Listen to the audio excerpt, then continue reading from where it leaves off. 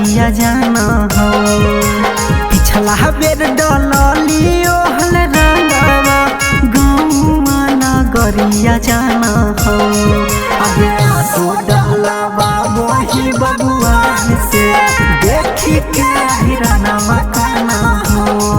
अगे आसो डलवा वही बबुआन से देखी के हिराना मकाना हो। आगे पिछला बेर रंगलियो हल गलिया गौवा नगरिया जाना हो। आगे पिछला बेर रंगलियो हल गलिया गौवा नगरिया जाना हो।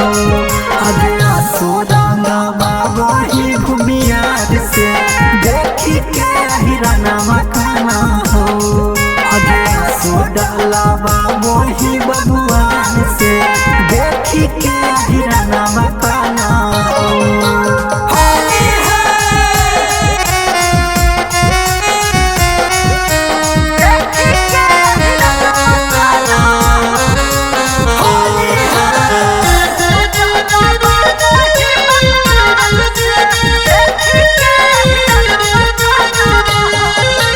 कौने करनवा देनी जादो जी के छोड़ी सिंह भूमि हर से रंगा वही ढोड़ी।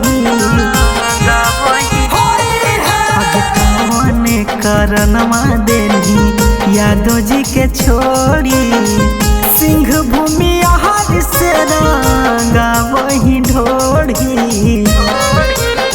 परातर देखल खुनहल पतारा साबुत पंडित नाम जाना हो। आगे पिपरातर देखल खुनहल पतारा साबुत पंडित नाम जाना हो। आगे आसो डलवा वही बबुआन से देखी के हिराना मकाना हो। आगे आसो रंगवा वही भूमियार से देखी के हिराना मकाना हो।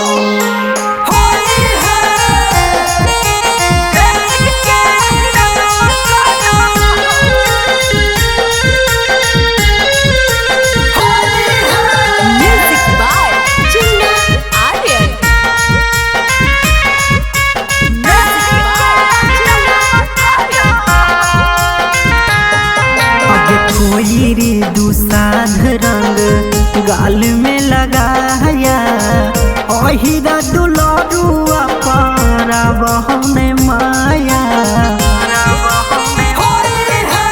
कोई दुसाध रंग गाल में लगाया अहिरा दुलरुआ पारा बहने माया।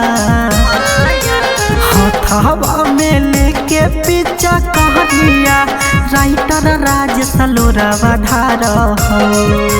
हथवा में लेके पीछा करिया विनय निर्मल लोरावा ढार हो।